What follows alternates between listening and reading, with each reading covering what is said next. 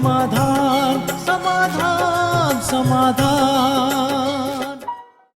नमस्कार, आदाब, सत श्री अकाल। मित्रों, स्वागत है एक बार पुनः समाधान कार्यक्रम में। ये कोई मंच नहीं है, लेकिन एक परिवार बन चुका है। अब मैं हमेशा कहता रहा हूँ और बार बार आपसे कहता रहूँगा कि समाधान हमारा परिवार है। हम एक परिवार के हैं और जैसे परिवार में किसी एक सदस्य के पास कोई समस्या आती है तो वो परिवार के सभी सदस्यों की समस्या होती है। वो अपने परिवार के सदस्यों के साथ बैठता है और उस पर चर्चा करता है, तो कहीं ना कहीं से समाधान अवश्य निकल ही आता है। और यदि समाधान निकल ना भी पाए तो भी कम से कम ये मोरल सपोर्ट तो अवश्य होता है कि मेरा परिवार मेरे साथ है और उनका साथ ही उसके लिए पर्याप्त होता है समस्या से जूझने के लिए। यही बात हम बार बार दोहराते हैं कि ये समाधान आपका परिवार है। हम सब एक परिवार के हैं, इसीलिए आपकी जो भी समस्या है, आपकी जो भी बातें हैं, आपकी समस्या केवल आपकी समस्या नहीं है, वो हमारी समस्या है। और जब आप समस्या से मुक्त होकर मुस्कुराते हैं, खिलखिलाते हैं, हंसते हैं, तो निश्चित मानिए हमारे चेहरे पे भी मुस्कान आ जाती है और हमारी आंखें भी खुशी से नम हो जाती हैं, क्योंकि हम आपको दिल से, तहे दिल से अपने परिवार का एक सदस्य मानते हैं। और आप अपनी बातें SMS के जरिए, प्रश्नों के जरिए, पत्रों के जरिए, ईमेल के जरिए हम तक पहुंचाते हैं, तो हमें बेहद खुशी होती है कि आप हमें अपने परिवार का अंग मानते हैं। तो आपकी समस्याओं का समाधान जिस प्रकार हमेशा सूर्य भाई जी करते हैं, आज भी वो हमारी समस्याओं का समाधान करेंगे। आइए हम मिलकर उनका स्वागत करते हैं। भ्राता जी, आपका बहुत बहुत बहुत स्वागत है। भ्राता जी, एक खुशी की बात मैं आज आपको बताना चाहूँगा, शुरुआत इससे करना चाहूँगा कि हमारा परिवार न केवल भारतवर्ष तक सीमित है, लेकिन अब हम विदेशों तक भी जा पहुँचे हैं। और आप पूछेंगे कैसे, तो कुछ दिन पहले ही जो हमारा नंबर है समाधान का, उस पे एक हमारे जो भाई हैं उन्होंने प्रश्न किया, और वो प्रश्न मैं आपके साथ साथ हमारे सभी दर्शकों के सामने भी रखना चाहूँगा। ये हमारे पास जो फ़ोन आया था भ्राता जी, ये आया था बैंकॉक से, और प्रमोद यादव जी ने हमसे प्रश्न किया है कि मेरा मन बहुत अशांत रहता है, मैं बहुत मेहनत करता हूँ, लेकिन मन में एक शंका बनी रहती है कि मैं सफल होऊंगा या नहीं होऊंगा। आत्मविश्वास की मुझ में बहुत कमी है और मैं बहुत ज़्यादा सोचता भी हूँ। जब तक मैं आपका कार्यक्रम देखता हूँ तब तक मेरा मन शांत रहता है, लेकिन फिर बाद में अशांत हो जाता है। क्या आपका कार्यक्रम दिन में केवल एक ही बार आता है? यदि दिन में किसी और समय पर भी आता हो तो कृपया समय बताएं। परिवार में अगर प्रेम, सहयोग और खुशी हो जी, तो वास्तव में समस्याएं इन तीनों में बंटकर बहुत लाइट हो जाती हैं। देखिए, एक व्यक्ति अकेला है और वो समस्याओं से जूझ रहा है, उसकी मनोस्थिति, और एक व्यक्ति के परिवार में 5 लोग हैं और सब सहयोगी हैं उसके, सब उसको शक्ति दे रहे हैं, उसको अच्छी बातें कहते हैं। मान लो कोई उसे यही कहता, अरे ये समस्या कुछ नहीं है, ऐसी समस्या तो हजारों आती हैं, ये तो गई की गई, तो इससे उसका जो दबाव है ब्रेन पर वो आधा खत्म हो जाता है। तो वास्तव में भारत में तो पारिवारिक सिस्टम है। कई क्रिश्चियन कंट्रीज में तो मनुष्य अकेले अकेले रहते हैं, परिवार ब्रेक होते रहते हैं, लेकिन हमारा देश तो सचमुच महान है। इसमें हम सब परिवारों में बंधे हुए हैं, और उसमें भी यदि इमोशनली भी हम बंधे हुए हों, प्रेम के धागे में भी हम बहुत अच्छी तरह बंधे हुए हों, तो उस परिवार जैसा भाग्यवान परिवार तो कोई नहीं, जिसमें सब एक हैं। किसी के लिए समस्या क्रिएट नहीं कर रहा, नहीं तो सहयोग करे। नहीं तो आजकल बहुतों के साथ क्या हो रहा है कि बच्चे कुछ गलत कार्यों के कारण माँ बाप के लिए बड़ी समस्याएं बने हुए हैं। कहीं कहीं फादर की गलत आदत, उसका शराब पीना या उसका बहुत क्रोधित होना या सदाई बच्चों पे शाउटिंग करते रहना, ये पूरे परिवार के लिए समस्या का कारण बना रहता है। कहीं उनकी माता जो है, उसकी निगेटिविटी, उसका बोलने का बुरा तरीका, कहीं कहीं घरों में टीवी, सारा दिन टीवी चलना, टीवी पे लड़ाई होना, एक कहे मैं ये चैनल देखूंगी, दूसरा कहे मैं ये देखूंगा। तो ये सब घरों में क्या है कि अपने ही लोग कहीं कहीं अपनों के लिए समस्याएं क्रिएट कर रहे हैं। बस कष्ट की बात वहीं होती है कि बाहरी समस्याओं को तो मनुष्य बड़े बोल्डली फेस कर लेता है, उसमें ताकत भी रहती है। लेकिन जब समस्या अपनों की ओर से ही आए तो सचमुच उस पर वो भारी पड़ती है, क्योंकि अपनों से वो कभी ऐसी एक्सपेक्टेशन नहीं रखता है। तो बहुत अच्छी बात है कि अपने अपने हो जाएं, अपनों में पूरा अपनापन हो जाए।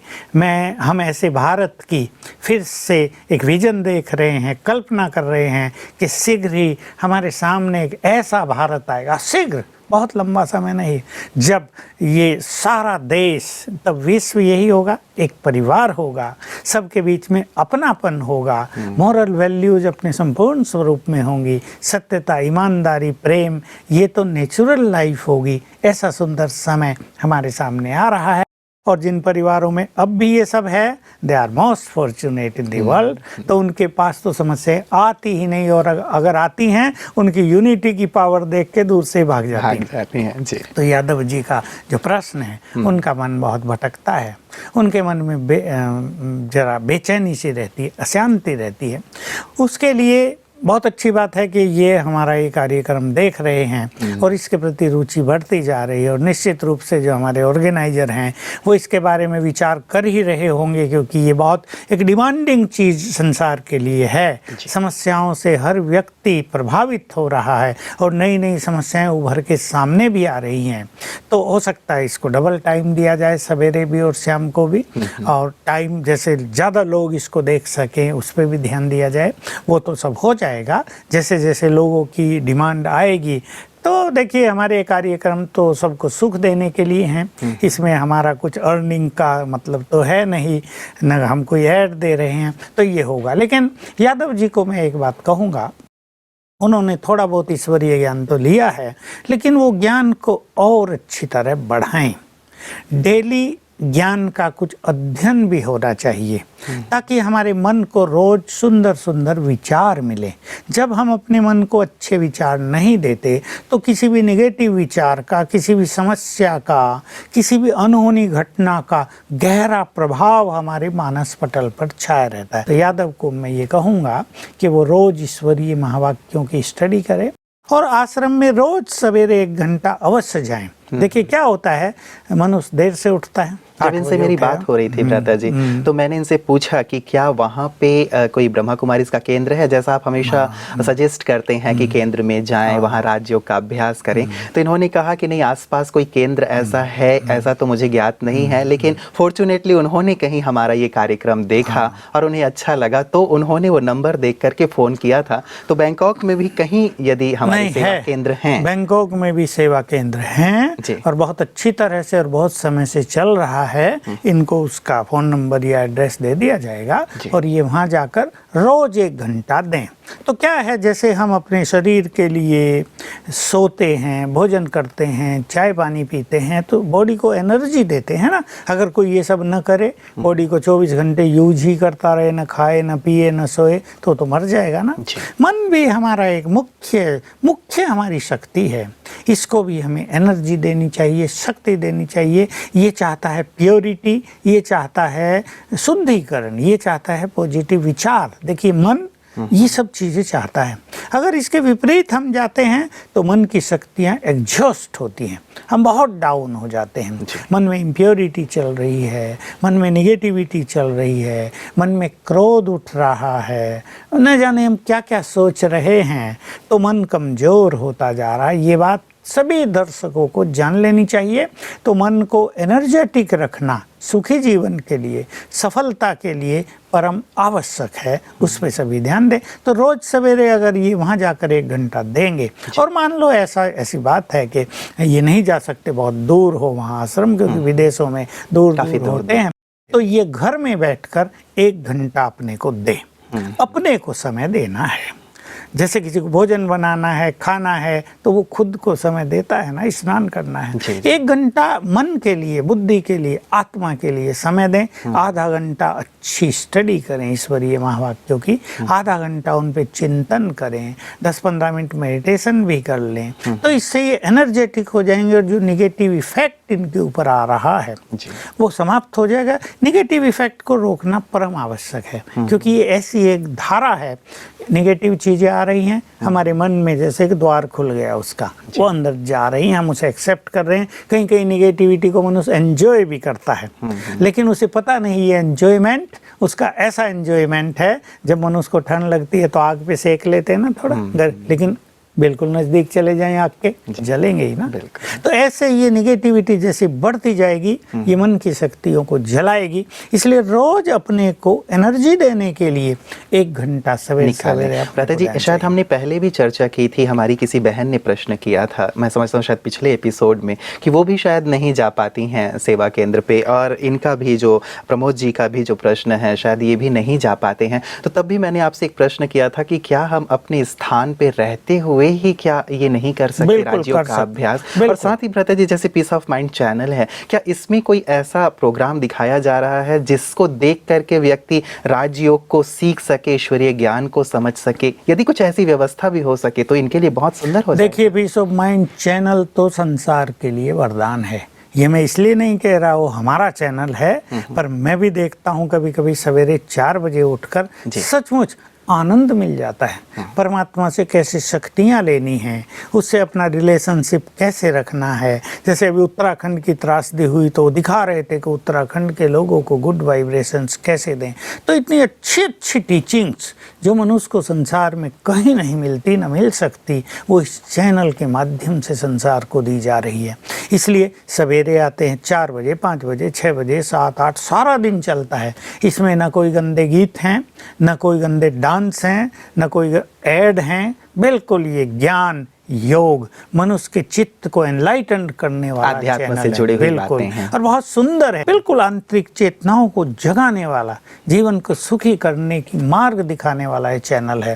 तो मैंने भी लिया था खास कि देखूं तो सही क्या क्या अच्छा आ रहा है। सचमुच दिल खुश हो जाता है, और मुझे भी इच्छा होती है कि संसार के सारे लोग यदि इसे देखें तो उनकी बहुत सारी समस्याएं हल हो जाएं। तो रही बात प्रमोद जी की, और जो और भी लोग पूछते हैं, सत्य है कि हमारी बहुत सारी सीडी बनी हुई हैं, कमेंट्रीज बनी हुई हैं राजयोग की, लेसन 7 डेज कोर्स जो है उसके भी सीडीज बनी हुई हैं, जो 3 डेज योग शिविर होता है उसके भी सीडीज बनी हुई हैं, प्रैक्टिस हम कैसे करें बाकायदा उसके द्वारा भी सिखाया जाता है। और पीस ऑफ माइंड चैनल पे तो ये बिल्कुल क्लियर ही हो जाता है। तो इन सब का फायदा उठा के घर बैठे भी मनुष्य बहुत कुछ सीख सकता है। बिल्कुल, तो कोशिश ये करें, यदि जा सकते हैं तो सेवा केंद्र पे जाएं। जैसे आपने पहले भी बताया था कि मन में यदि किसी भी प्रकार के प्रश्न उठते हैं, दुविधा आती है, तो वहाँ पे जो शिक्षिकाएं हैं, ब्रह्मा कुमारी टीचर्स हैं, वो उसे क्लियर कर देंगे। और यदि पॉसिबल नहीं है तो फिर पीस ऑफ माइंड चैनल और जो भी सीडीज आप कह रहे हैं उनके माध्यम से भी वो राजयोग का अभ्यास कर सकते हैं। अगर वो मान लो रोज नहीं भी जा सकते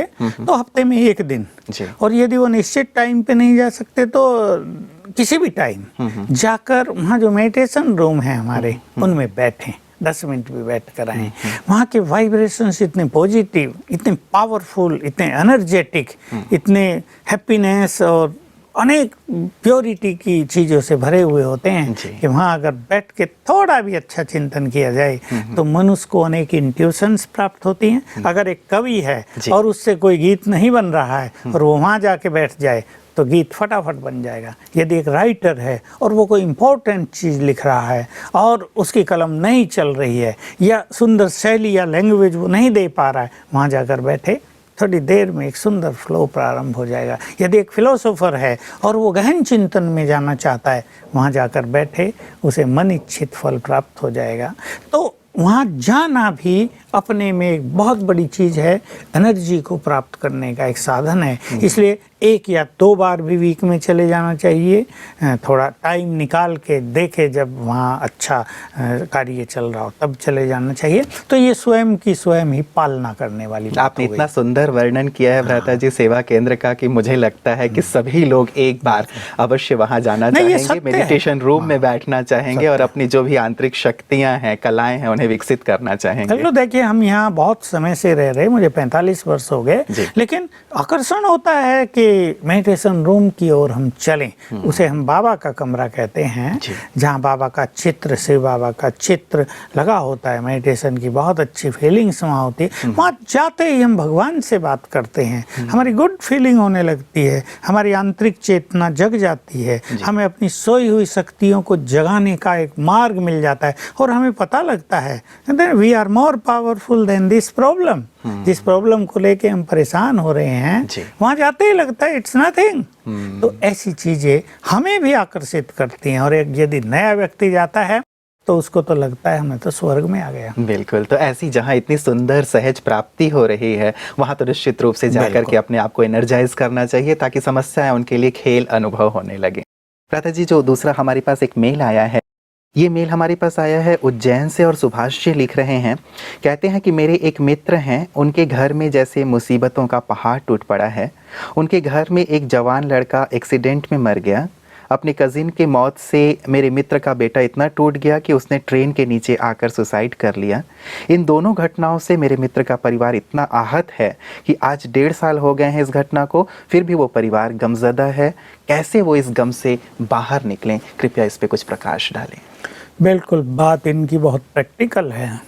जहाँ ऐसा कुछ हो जाता है तो मनुष्य आजकल इतना इमोशनल है। अब देखिए, एक भाई की मृत्यु हुई एक्सीडेंट से, दूसरे की ने सुसाइड कर लिया। उसके दुख को सहन नहीं कर पाया। आपस में बहुत प्यार भी तो होता है ना भाइयों का, और इसके कारण उसके फादर पर भी बुरा इफेक्ट आया होगा। माँ तो बेचारी घर में उदास बैठी रहती होगी।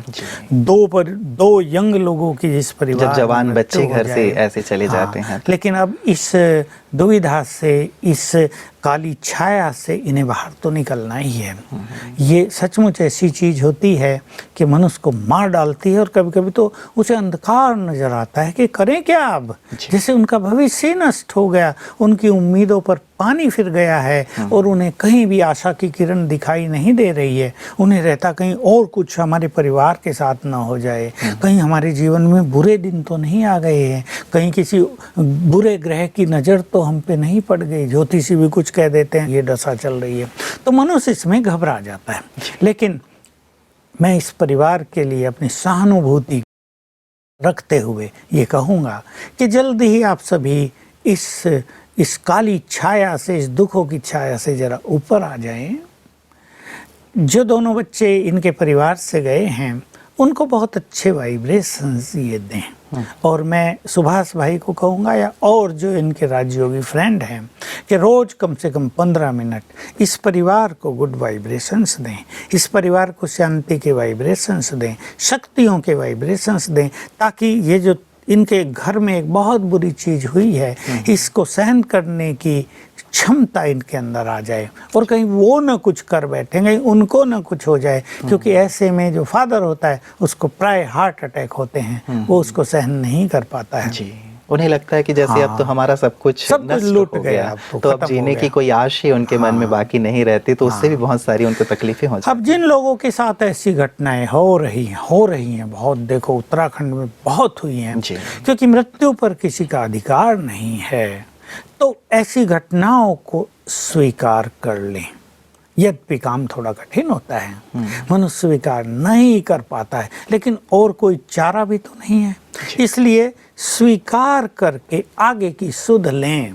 आगे और क्या करना है, अगर बुरा समय भी चल रहा है तो उसको हटाकर अच्छा समय कैसे लाना है। राजयोग में इसकी विधि है कि हम बुरे समय को हटा सकें। अगर हमारा भाग्य कहीं अटक गया है, हमारा भाग्य कहीं हमें साथ नहीं दे रहा है, हमारे मार्ग में कोई रोड़े आ गए हैं, तो राजयोग के माध्यम से उसे भी हम हटा सकते हैं। हमें बहुत अच्छे अच्छे फ़ोन आते रहते हैं कि हमारी ये समस्या थी, बहनें फ़ोन करती हैं, कुमार फ़ोन करता है कि आपको केवल फ़ोन गुड समाचार देने के लिए कर रहे हैं कि ये हमारी समस्या थी और ये हमने प्रयोग किए और पूरी तरह ठीक हो गई है। किसी को नौकरी मिल गई है, किसी की स्टडी में बहुत अच्छे उसके अंक आ गए हैं, किसी के जीवन में और कोई कोर्ट केस चल रहा था वो बिल्कुल फेवर में उसका निर्णय हो गया है, तो किसी को कोई विशेष बीमारी चल रही थी वो बिल्कुल ठीक हो गई है। तो ये सब चीज़ें ऐसी हैं कि हर चीज़ को ठीक किया जा सकता है। इसलिए एक चीज़ तो ये कि स्वीकार करें, और अब इनके लिए ये बिल्कुल प्रॉपर टाइम है कि ये ईश्वरीय ज्ञान लें, क्योंकि ऐसे में मनुष्य दुखी रहता है, अशांत होता है, उसे कोई मार्ग नहीं सूझता, लेकिन एक मार्ग है, एक साथी है उनका, वो है उनका परमपिता। कई बार भ्राता जी आपने आध्यात्म की बात कही, परमात्मा की ओर बढ़ने की बात कही। कई बार लोगों के मन में, शायद इनके भी मन में हो कि भगवान ने हमारे साथ ऐसा क्यों किया। ये होता है, लेकिन अगर इनके मन में ये भी है कि भगवान ने हमारे साथ ये क्या किया, तो ये उसके ही पास जाएं, उससे अपनी शिकायत करें और उससे समाधान लें कि भविष्य में वो ऐसा ना करे, और शायद वो इन्हें बता भी दे कि ये क्यों हुआ है।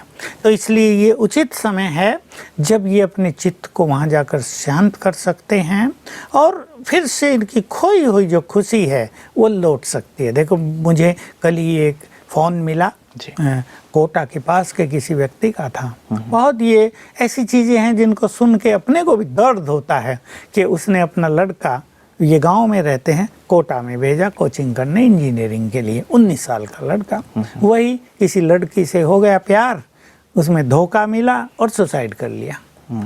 बहुत इमोशनल हो गए हैं युवक, बहुत जल्दी सुसाइड कर जाते हैं। अब बेचारा कल मुझे बता रहा था, भाई हमको तो एक ही लड़का था, अभी शायद 2 मास पहले ही उसने सुसाइड कर लिया है। लेकिन क्योंकि ये ज्ञान योग के मार्ग पे चल रहे हैं तो बहुत जल्दी संभल गए जी, बहुत जल्दी समझ गए। मैंने उनको बहुत उनके को अप्रिशिएट किया। आप लोग इतने बड़े दुख को आराम से पार कर गए हो, आपने अपनी मनोस्थिति को बिगाड़ा नहीं। ये आपके आंतरिक मनोबल का और आपके ईश्वरीय ज्ञान का बहुत ही सुंदर स्वरूप है, सूचक है। तो ऐसे कुछ चीज़ों को स्वीकार करना ही पड़ता है। बताया उन्होंने मुझे कि भाई हमें कष्ट तो हुआ, हमारा एक ही लड़का था, हमने लाख रुपए खर्च करके उसको कोचिंग के लिए भेजा था। लेकिन युवक तो कुछ समझते नहीं ना, युवक को तो प्यार दिखता है, जिससे प्यार कर रहे, नहीं हुआ तो चलो मर जाएं।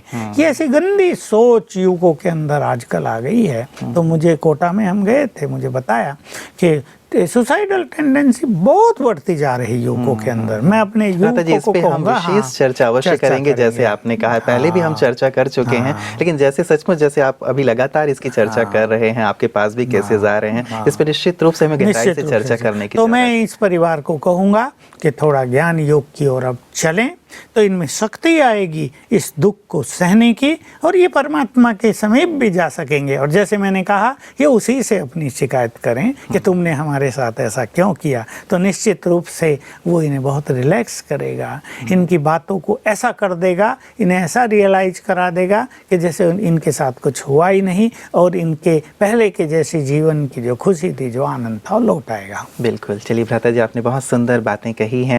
चाहे प्रमोद यादव जी ने बैंकॉक से आज फ़ोन करके हमसे जो बात की थी, उनके भी प्रश्न का आपने उत्तर दिया, और साथ ही सुभाष जी ने एक बहुत ही गंभीर बात हम सबके सामने रखी थी। आपने भी बहुत सहज रूप से उनके लिए एक संदेश भेजा है कि इस सत्य को स्वीकार करें और साथ ही ईश्वरीय पथ पे आगे बढ़ें, ताकि मन शांत हो, चित्त शांत हो और खुशहाली जैसे पहले थी वैसी इनके घर में वापस आ सके। आपका बहुत बहुत शुक्रिया। आज आपने देखा, शुरुआत जैसे हमने की थी कि वास्तव में समाधान एक परिवार है, और जीवन तो वास्तव में एक बहुत लंबी यात्रा है जिसमें सुख और दुख दोनों ही हैं। जब दुख की घड़ी है तो समाधान परिवार आपके साथ है, सुख की घड़ी में भी हमेशा साथ है। लेकिन दुख में कई बार हम अपने दर्द को किसी के साथ बांटते नहीं, उसे अपने तक ही समेटे रखते हैं और उस पीड़ा को अलग ही सहते सहते हमारा दम घुटता रहता है। हम चाहते हैं कि आप अकेले ही इस पीड़ा में ना जिएं, इस पीड़ा को बांटें हमारे साथ। अपनी समस्याओं को आप हम तक पत्र के माध्यम से पहुंचा सकते हैं, आप हमें ईमेल कर सकते हैं, आप हमें फ़ोन कर सकते हैं, या आप हमें SMS कर सकते हैं। आपके प्रश्नों को, आपकी समस्याओं को इस कार्यक्रम में शामिल करके हमें बेहद आनंद होगा। और जैसा मैं बार बार कहता आ रहा हूं, हमारा ये परिवार है, और इस परिवार में बैठ करके हम सभी समस्याओं का समाधान अवश्य कर सकते हैं। और इस बड़े परिवार की शुभ भावनाएं, शुभकामनाएं, दुआएं हमेशा आपके साथ हैं, ताकि आपका जीवन खुशियों से भरा रहे, प्रसन्नता से भरा रहे, और समस्याएं जैसे हमेशा के लिए विदाई ले लें। यही हमारी शुभकामना है। नमस्कार।